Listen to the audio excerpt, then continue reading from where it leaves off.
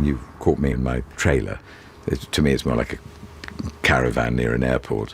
Well, I should explain, because I'm half in and half out of character, and you've caught me during my lunch hour here. I've just taken my moustache off, and with it on, of course, I would be Hercule Poirot. I know this man, Agatha Christie's famous creation. I know him so well, I could take him shopping.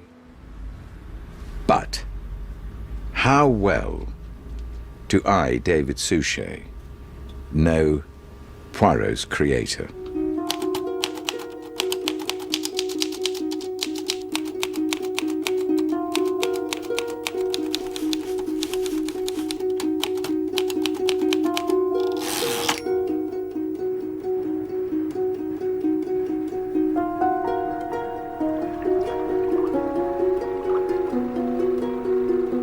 Agatha Christie is the best-selling novelist of all time.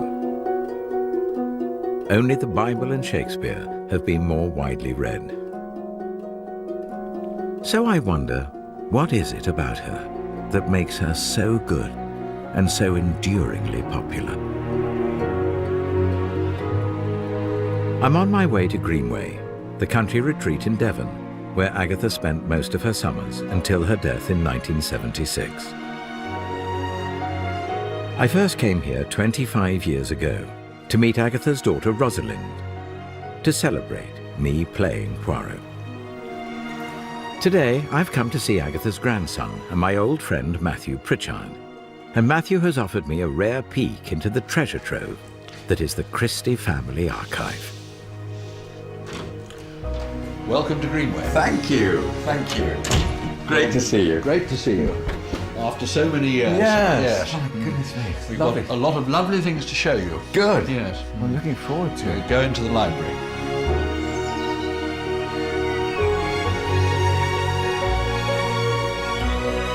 So, I tell you why I'm really excited about this, and you've got all these fantastic photographs, which you're going to tell me all about in a minute. But you see, for 25 years, I have been playing that iconic character that your grandmother, Agatha Christie, wrote, and because of that, my whole life and career has changed. But I've never met the lady who was responsible for my life, really, in such a big way. So I want to get to know her through you, what sort of person she was. Not the writer, but your grandmother. What sort of lady was she? Well, we've put aside a few things here which may give you at least a little clue, particularly one item, but we'll leave that one till last. All right. Yeah, I mean, this is, I mean, you said you didn't want to know the writer, but this is the sort of picture that everybody sees on the back of books and everything. And I've seen that. That's the iconic. That is the iconic one. And this is the first one we have of her. Oh, this is Christmas 1895. And there she is sitting by a pile of wood with her first little dog, who was called George Washington. Oh. And she had this extraordinary curiosity and huge appetite to learn. Nobody's ever seen this before outside the family, I think I'm right in saying. It's called The Cowslip. So this is a poem. There was once a little cowslip and a pretty flower too. But yet she cried and fretted, all for a robe of blue. Now a merry little fairy, who loved a trick to play, just changed into a nightshade, that flower without delay. The silly little nightshade thought her life a dream of bliss, yet she wondered why the butterfly came not to give his kiss. She wrote that April 1901, Agatha Miller, aged 10. Yes. Wow, what a lovely thing to have there, Matthew. Upstairs, Matthew had another treat for me. Home movies never before seen outside the family. Oh look, there's Rosalind.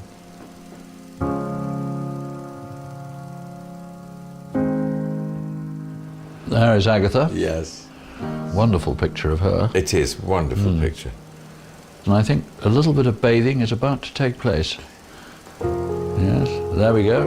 Oh. She always said she loved bathing. And I think that is probably at a place called Meadfoot, Near Torquay, isn't it? near Torquay. But she always loved immersing herself in the water. That's my mother, I think, yes. I doubt if I'd even arrived in the world then. No. This is great footage Yes. of your family. As I watched, I wondered, how had this reclusive lady grown from a curious child into the queen of crime? Matthew had something for me that might provide a few clues. Well, David, they always say that if you really want to understand about a person and they've actually written something serious, you should read what the person says themselves. Yes. And I have here a manuscript of Agatha Christie's autobiography, hand-corrected, and I think you of all people should read that in its original form. Oh my goodness. So there you are. Wow. Oh, what a privilege. Yeah. Thank you very, very much. Keeping a tight grip on the precious manuscript, I headed down to Greenway's old boathouse by the river and began to read. One of the luckiest things that can happen to you in life is, I think, to have a happy childhood. I had a very happy childhood. I had a home and a garden that I loved. I had a very wise and patient nanny. And I had, as father and mother, two people who really loved each other dearly and who made a success of their marriage and a success of parenthood. I read on. There were many stories of a carefree childhood. But then one tale stood out.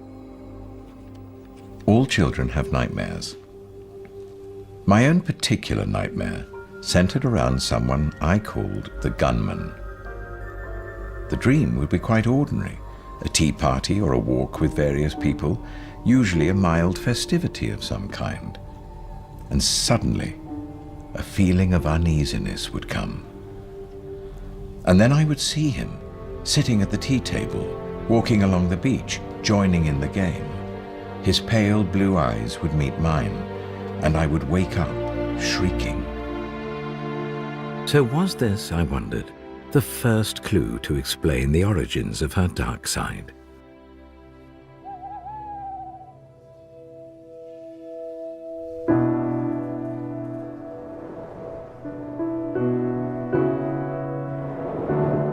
This is Blackpool Sands in Devon, one of Agatha's favourite spots. I've come here to meet her biographer, Laura Thompson.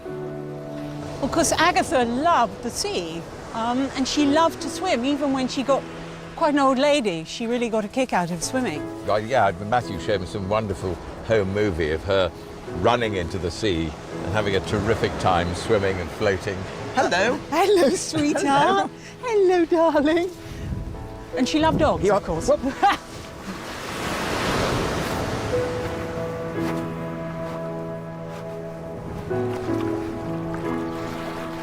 Having played Poirot for so long, I know how Agatha's novels were inspired by the Devonshire landscape, with real villages and hidden coves becoming fictional places of murder and intrigue. And I'm sure these idyllic settings have always been a part of her appeal.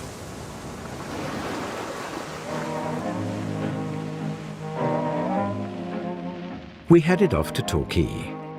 It was here in this genteel town on the English Riviera that Agatha Miller was born in 1890. She grew up in this house, Ashfield, the youngest of 3 children. If her nightmares about the gunman had been unusual, I needed to know whether there was anything else about her childhood that might have influenced her life and work. She was an interesting child. She was a complicated child, inevitably, because she was so clever. And she was hugely imaginative. The house Ashfield, which was a lovely house. She would dream that the gardens were infinite, or she would dream that there were rooms in there. You would open a door and there were all unknown rooms in there. She always had that sense of a world beyond. And I think that worked very well for developing her particular gifts. People often ask me what made me take up writing. And many of them, I fancy, wonder whether to take my answer seriously, although it's a strictly truthful one. You see, I put it all down to the fact that I never had any education. Although I was gloriously idle, I found myself making up stories and acting the different parts. And there's nothing like boredom to make you write.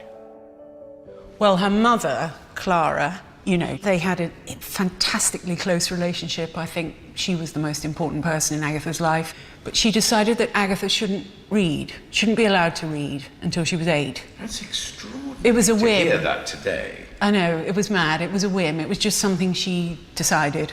That was what she was like. She was sort of impulsive. And of course, Agatha, being incredibly bright, took no notice, taught herself to read. Did she have a class? I mean, in the sense that there was a class system, where would she find herself? The interesting thing about Agatha is that she was innately cosmopolitan. And she was half American. Her father was born in New York. She had a side to her that wasn't what we think of as this very English, supremely English being we think of her, don't we? Yes. But actually she wasn't quite like that.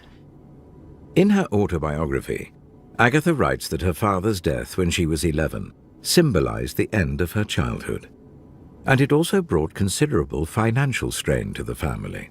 I wonder if that's why in over half her novels, money is the prime motive for murder.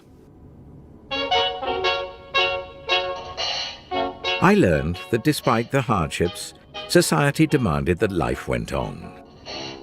Finishing school in Paris was followed by a whirlwind of invitations and social engagements in Torquay, and her official coming out in Cairo, which inspired a first attempt at a novel, Snow Upon the Desert.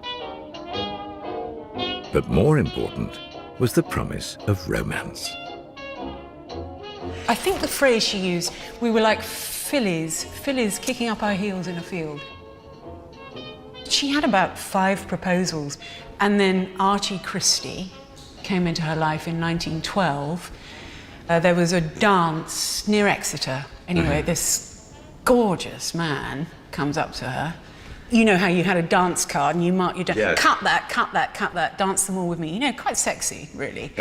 And and very good looking. Her mother didn't want her to marry Archie. You know, she said, he's ruthless, he won't treat you well, and he's very attractive to women. It's a bit like Romeo and Juliet, you know, the feud pumps up the romance. Yes. And I think theirs was pumped up by, A, the fact that Agatha's mother didn't want them to get married, and B, the war. The First World War began in August 1914. By then, Archie had joined the fledgling Royal Flying Corps and was convinced he was going to die.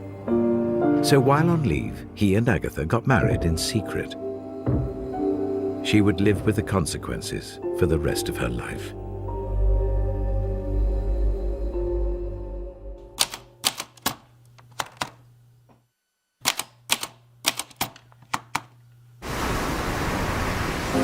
In 1914, the newly married 24-year-old Agatha Christie hadn't published a single novel.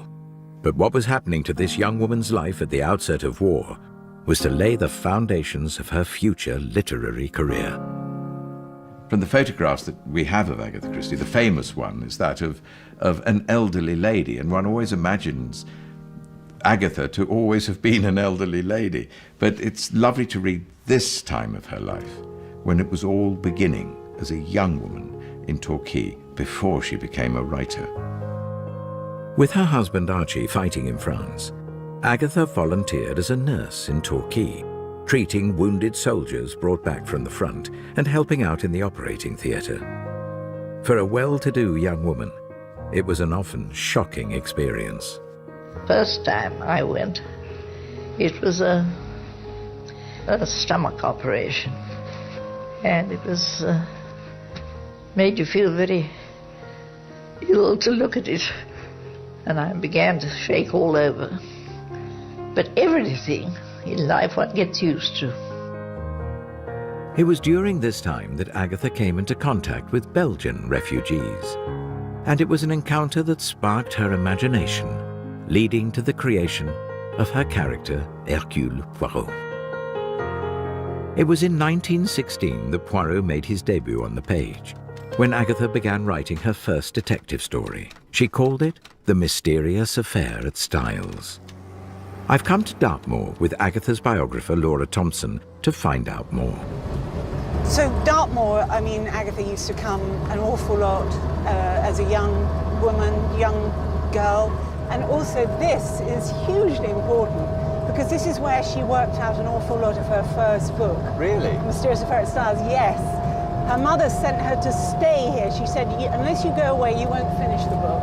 So she went, she just walked across these moors for like 6 hours at a time, speaking the dialogue out loud. So some of the words that you would have said, really? She would have been speaking, yes. Do you know, when I learn my lines, I always have to speak them out loud as well. Well, there you go. I am, that's interesting. Which it was rather brave of her to come out to an area like this, because the climate can change in a second, can't it? It really can. You can feel the sort of sinister lowering waiting to happen. Yes. But she liked that. She liked that fed her imagination as well as the beauty of Devon, the sinister side. Yes. After several rejections, The Mysterious Affair at Styles was eventually published in 1920 to enthusiastic reviews. In the book are many of the traits for which Agatha would later become famous. There's a country house setting, a closed circle of suspects, and a death by poisoning, the method of murder she would employ in around half of her novels. She dead? I've read that it was while working in a hospital dispensary during the war that Agatha developed her passion for poison. In Torquay, Ali Marshall has created a poison garden dedicated to Agatha and her work. So tell me all about these poisons. Well, I mean, everything looks so harmless and looks like a lovely garden, but it's not, is it? But it is a lovely garden, and a lot of these plants are common or garden plants, really, which just goes to show you how dangerous it all is. But this section here, this is where I've put the majority of my really, really potentially very dangerous plants. Yeah. Yes. But it all looks so innocent. But then a lot of them are innocent. For example, do you know where cyanide comes from? Show me. Cyanide is found in the kernels of cherries, apple pips, peaches. That's where you get cyanide from, hydrocyanic acid. Right. Which of course was Agatha's favourite poison. So there you go. But she had an amazing knowledge, didn't she? She did, and I mean that, you know, training as a pharmacy assistant gave her so much more background knowledge. I think the first novel, Mysterious Affair at Styles, which she wrote while she was working as a pharmacy assistant, her favourite review was from the Journal of Pharmacology, and they credited her with, you know, being very accurate, because it was a very accurate description, and the technical background of it, knowing that the salts sink and all the rest of it. You need a certain amount of knowledge to be able to get to, you know, to talk about that and to write about that. This ability to draw on her own experience to shape and inform her stories would become another enduring trait in Agatha's work. You see? Already the strychnine is beginning to precipitate and fall to the bottom. In a few hours it'll form colourless crystals. Which remain at the bottom of the liquid? Which remain at the bottom of the liquid. The end of the war ushered in a period of great happiness for Agatha. Archie returned home and they moved to London, where Agatha gave birth to her daughter Rosalind and signed the publishing deal that launched her career. She also accompanied her husband on a 10-month tour of the Dominions, and in Hawaii became one of the first Europeans to learn to surf standing up. Then, in 1925, they left London for Sunningdale, where Agatha bought her first car, a Morris Cowley. It was, she later wrote, an experience as fulfilling as meeting the Queen. This adventurous period in her life culminated in a story I know well. In the Poirot novel, The Murder of Roger Ackroyd, her decision to cast the narrator of the story as the murderer broke all the rules of crime fiction, cementing her at the heart of the golden age of the genre. And so it would seem that at this point in Agatha Christie's life, everything was going absolutely wonderfully. But in her autobiography, we learned that everything was about to change. The next year of my life is one I hate recalling. As so often in life, when one thing goes wrong, everything goes wrong. I needed to know what had gone wrong in Agatha's life, so have come to the golf course at Sunningdale to meet historian and Agatha Christie fan Bettany Hughes. I'm hoping she has some of the answers. On the face of it, things are going very well. Her books are published, she's got money coming in, she's got this lovely young daughter, Rosalind, she's got Archie. But you just get the sense that beneath the surface there are cracks beginning to develop. I think Archie was probably very damaged by the Great War, you know, physically and emotionally. And then his eyes start to wander, and there's this very attractive, curvaceous, dark young woman called Nancy Neal who crosses Archie's path. Yes. And he starts to spend a lot of time with her, on the golf course actually. They come and play golf together. And then she has a terrible time. Her mother, her darling mother, dies. Whom she was so fond. So attached to. And it's Agatha's job to clear out the old house. So you have to imagine her there, dismantling her childhood, really, all those childhood memories that she's wrapping up or having to throw away, and she's down there on her own. And then Archie turns up and announces that he's having an affair and he wants a divorce. Agatha was devastated. What happened next was so extraordinary, it was like the plot from one of her own novels. On the evening of Friday the 3rd of December 1926, Agatha said goodbye to her sleeping daughter Rosalind, then drove off into the night. The following morning, her Morris Cowley was found abandoned at a spot called Newlands Corner near Guildford. Her coat and driving license were on the back seat, but Agatha was nowhere to be seen. In a near identical come, we've come to see the place for ourselves. So we know that she got this far because the police report the following day reported having found this car, Yes. but abandoned. I mean, can you imagine? It's bleak enough as it is now, isn't it? Yes. And so remote, it's not near anywhere. No. Bettany had unearthed some early police reports that I hoped would shed some light on her disappearance. The lady disappeared under circumstances which opened out all sorts of possibilities. She might have been wandering around with loss of memory over that vast open country around Newlands Corner, or she might have fallen down into one of the numerous gravel pits that abound here, because there's little tons just a bit further down the lane there, and lying helpless in agony. Or she might, as was strongly suggested to the police, have been the victim of a serious crime. Well, my goodness me. Yeah. This is an extraordinary place to come. It is. I mean, don't you think, coming here, this feels like a chosen place? I mean, it doesn't feel like she's ended up here It doesn't randomly. seem random at all. I mean, you can't see this from the road, so it must be foreknowledge. Yes. I mean, you can imagine.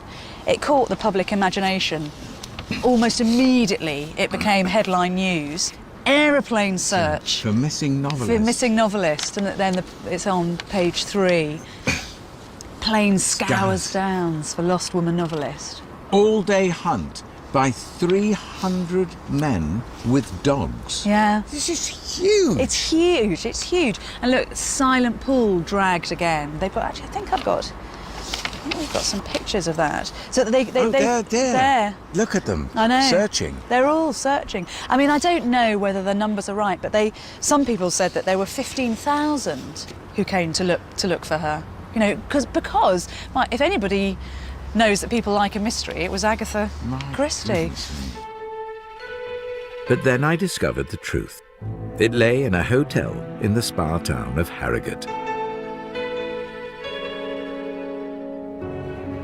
And so now I find myself on the train going to Harrogate and hoping to find some answers to the mystery of her disappearance. On the 4th of December 1926, Agatha arrived at this hotel and signed in under the surname Neal, the same name as Archie's mistress, and here she remained for the next 10 days. In the meantime, the search for her continued unabated. Biographer Janet Morgan is here to tell me what happened next. Janet, we're not talking about a minor occurrence. We're talking about a major manhunt, looking for the body of Agatha Christie. And the murderer. And the murderer. It was an extraordinary story.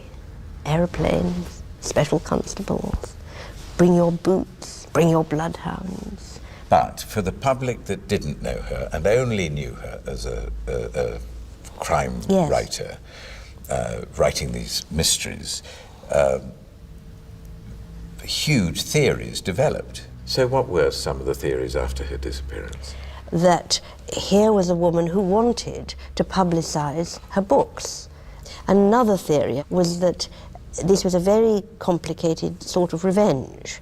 So if she disappeared, it might be thought that her husband had intended to murder her, and then he would be tried for attempted murder, and possibly even in those days, that would be the end of him. So how was she discovered? Two of the men who played in the band identified her, who rather wonderfully didn't go to the press and claim the £100 reward, but went to the police and said that they thought that this might be Agatha Christie, Mrs. Christie.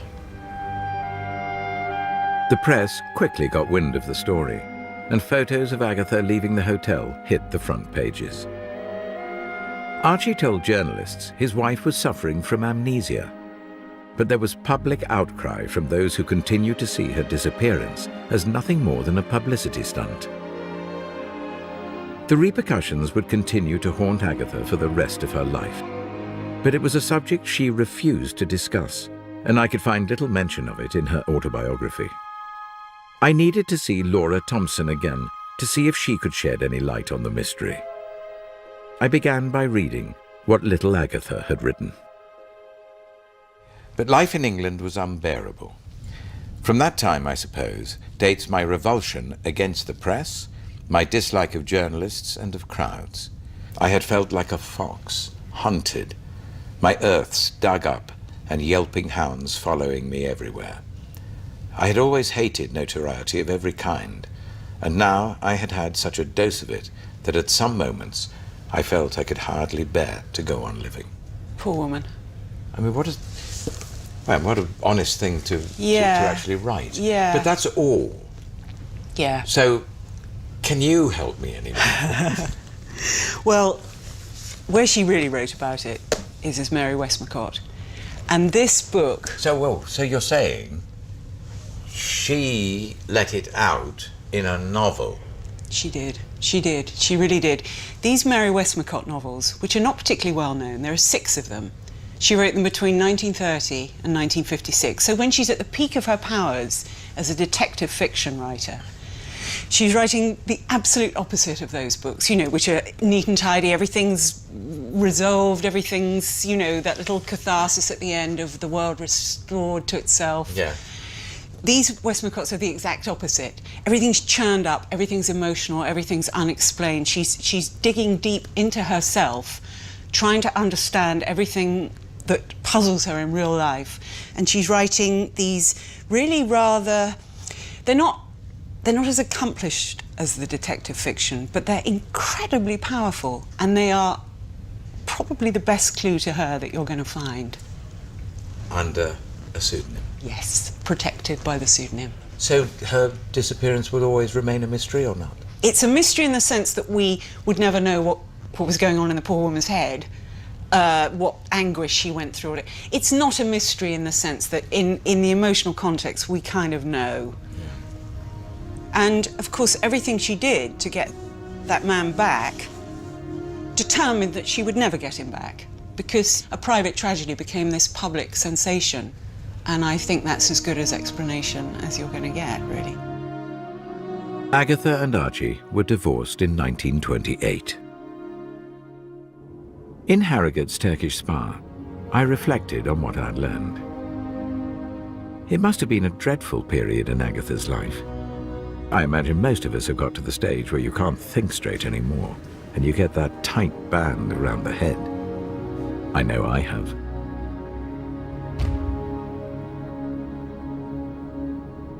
I don't think we'll ever know what really happened. But what we do know is that this whole painful experience was to be the beginning of a new phase in the life of Agatha Christie. It's as though she wanted to just slam the door on it all. And, well, she describes it quite vividly in her autobiography. I knew that the only hope of starting again was to go right away from all the things that had wrecked life for me. There could be no peace for me in England now, after all I had gone through. On the next leg of my journey, I'd have to go further afield to find out what happened when Agatha left England, on a voyage that would change her life in more ways than one.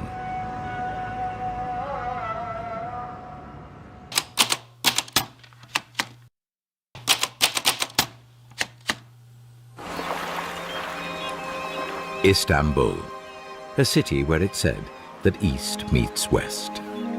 In 1928, following her divorce from Archie, Agatha Christie was craving adventure, so on a whim came to Istanbul on the Orient Express en route to Baghdad. It marked the beginning of a love affair with the East that would last for over 40 years, one which would have a profound effect on her life and writing.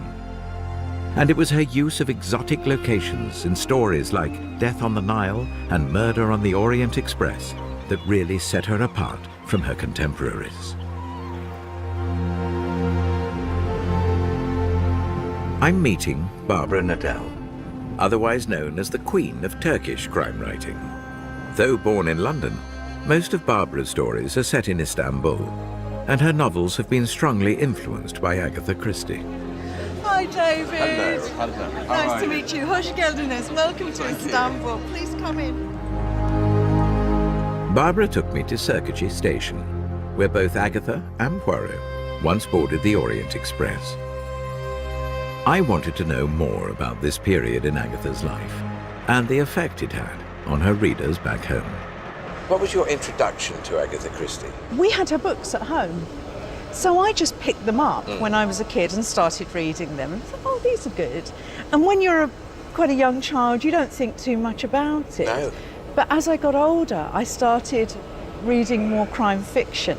But I always went back to Agatha Christie because I think, apart from anything else, one of the extra dimensions that she brings to crime fiction that was so extraordinary at that time was you've got this sort of English coziness about it, but you've also got this edge, not just in terms of the plots, but and her sort of psychological development of the characters, but also the edge of she went abroad. You know, she set mysteries in places like Iraq and Egypt. And these were places that, I mean, at the time, Britain had an empire, so British people were aware of these places. But they didn't go to these places unless they went with the army. But, I mean, that was a different thing. So interesting. Yes, yes, it is. Yeah, she's a lot more fascinating than, you know, I think people get this idea, oh, little English lady. She was a hell of a lot more than that. Yes. She was a real adventuress. It was on that trip that Agatha went to her first archaeological dig, and she was fascinated by it. And it was through this new interest that she was introduced to a young archaeologist called Max Mallowan, who became the love of her life. This is how Max remembered their meeting. The Woolies, who were rather imperious people, ordered me to take her on a conducted tour over a large part of Iraq, and this I did with pleasure. But it was on that journey that I realized that she would make, as I thought, a wonderful companion in life. We were stuck in the sand, and she took it all in her stride with the utmost good humor.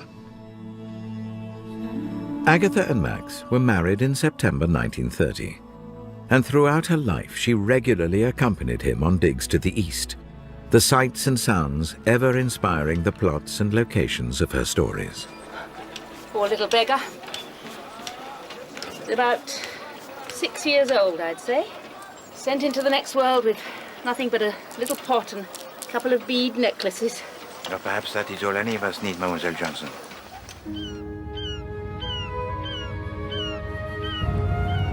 Having come to Istanbul, I could understand why Agatha had been so drawn to the East, and why it had left such an indelible mark on her heart. But home for Agatha was in England. By the time of her marriage to Max, she had already had over a dozen books published.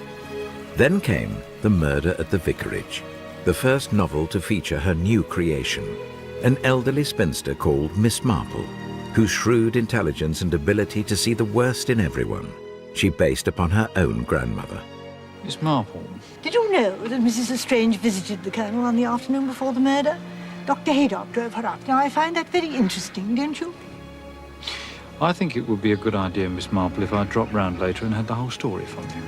Oh, sure you're far too busy to listen to my little ideas, Inspector. No one can accuse me of not being thorough. Indeed. In the late 1930s, Agatha's work began to develop a new emotional complexity drawn from personal experience. Like the Poirot story, Sad Cypress, which I remember touched on themes of love and adultery. That decade, Agatha and Max bought several properties, including their beloved Greenway in Devon. But for them, like for so many people, peace was about to be shattered. I have to tell you now that no such undertaking has been received, and that consequently this country is at war with Germany. Along with other country houses, Greenway was requisitioned during the war. Max was sent to North Africa with the RAF, so Agatha went to London and worked once again in a hospital dispensary. She turned down an offer to write wartime propaganda for the government, but instead, amidst the air raids, wrote more crime fiction than ever before. And in stories like Evil Under the Sun, the reassurance that good would prevail inspired her readers. She was like the Vera Lynn of the literary world.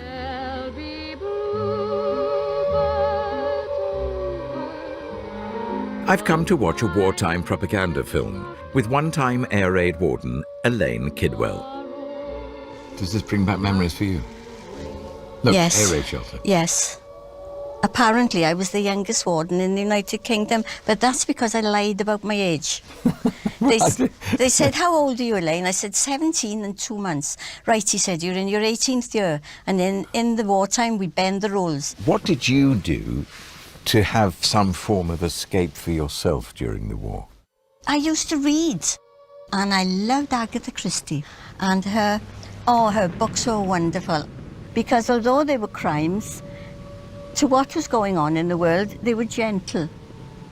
And I know what was so funny was, if little boys got to know about Poirot, they would be trying to walk like him, you know, because he was a hero, you know, because he worked things out, and he had justice for everyone. She had justice for everyone in every one of her books, didn't she? By 1950, it was estimated that Agatha Christie had sold over 50 million books worldwide, but still there was no slowing her down. That decade saw the opening of her most famous play, The Mousetrap. On the play's 10th anniversary in 1962, she gave this rare interview. Do you think The Mousetrap is the best play that's ever run in London, Mrs. Christie? Oh, I'd hardly say that. No, not by a long way. Why has it been so phenomenally successful, then? Well, that again, I don't know. People like it, but who can say why? How many years would you give The Mousetrap yet? I wouldn't like to prophesy. I wonder what she'd think if she knew it was still running today. The 1960s were the age of the paperback writer, and in a highly competitive market, cover design was becoming quite literally a work of art. In 1962, artist Tom Adams entered into a unique creative partnership with Agatha Christie that resulted in over 100 paperback cover paintings.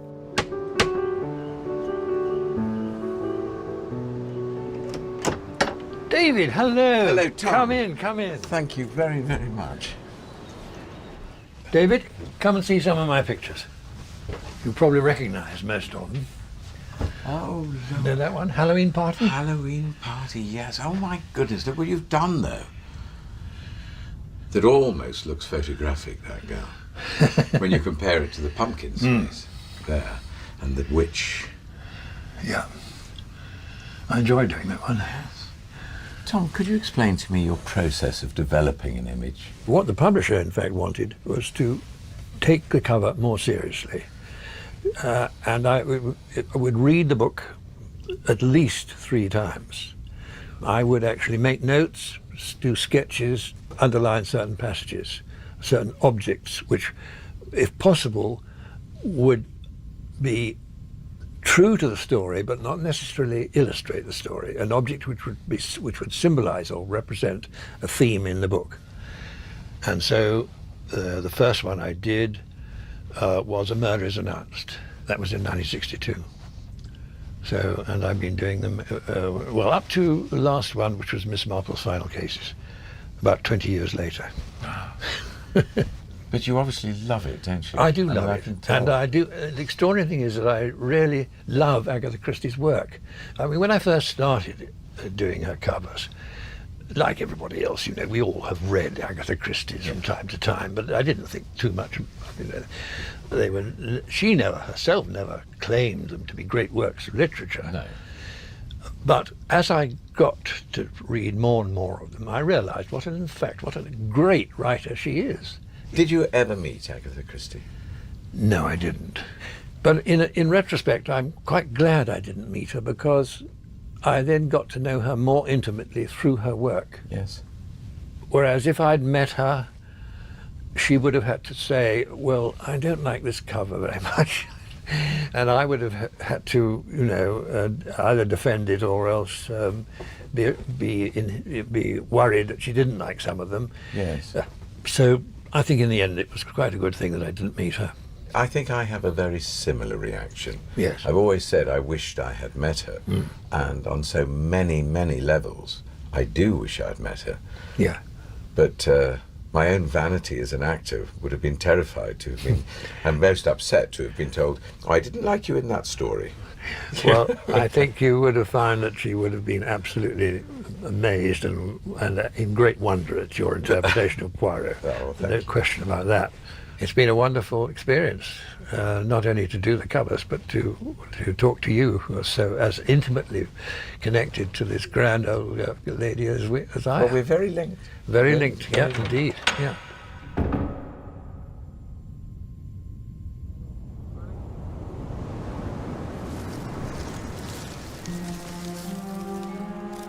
Since the publication of her first book back in 1920, Agatha Christie has remained enduringly popular.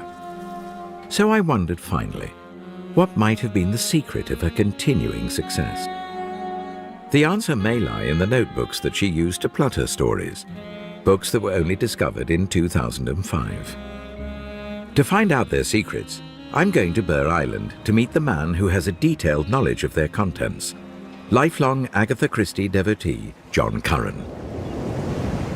John, having studied these books in such a forensic manner, you told me you were going to bring one for me to see. I did. Have you? Now, this is one of the more impressive notebooks, as you can see, because it's quite substantial, and it has a black hard cover.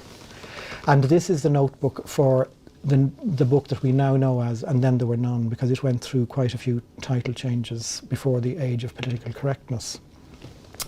And this is an example of one where I think she did a lot of the plotting beforehand, because the plot runs quite smoothly. So here we have Vera Claythorne, she's a character in the book.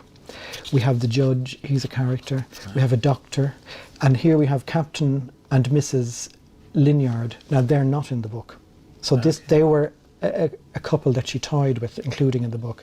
And the interesting thing about it is, because as everybody knows, there are 10 characters in this book, but at some stage in the notebook she has either 8 or 12 characters, for whatever reason. Yeah. But the plot of the book is followed fairly closely by the plot in the notebook. Then she turned every notebook upside down and wrote from the back. So here we have household accounts. Oh. And as you can see, she has more household accounts, bus and tube, clothes. And then we have more notes for books. This is actually part of the dramatisation of Chimneys, Secret of Chimneys. So you can see the notebooks were completely random. I think the reason for the random notes and for the illegibility is because she had so many ideas running through her mind. She just had to get them down as fast as she possibly could. And it suddenly made me realise this woman who wrote all these books that everybody finds so easy to read actually worked really hard to create books that are simple to read. She's the perfect example of the art that conceals art. Why then does she outshine nearly every single other contemporary crime writer? Well, I think you can omit nearly. She does outshine. And I think if you have to boil it down and just confine me to one word, I think it's because her plots, when you analyse them, are simple. So everybody can understand that. It doesn't matter about your level of education, whether you left school at 14 or whether you're a nuclear physicist. You can understand where she's coming from. And I think that is really the secret of her success, her simplicity.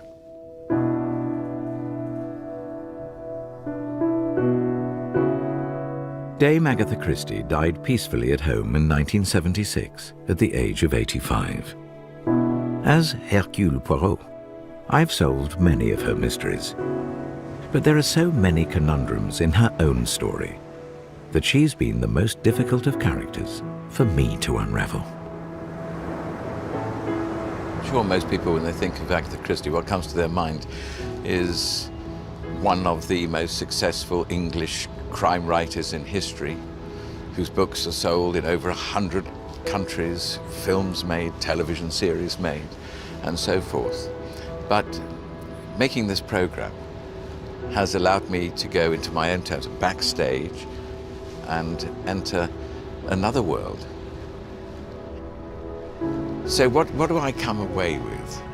A very warm person who loved her family, who was enormously positive, a person, above all, a person who was very thankful and grateful for her life. If I'd met her, would I have learnt any more, I wonder? I think I would have come away thinking she was still very much a mystery. I don't say I don't want to live longer, because anyone who enjoys life, who has a strong feeling for the pleasures just of being alive, of waking up, of knowing it's another day, welcoming sun or wind, or even a nice hot breakfast and the smell of coffee. You can't want to die when you feel like that.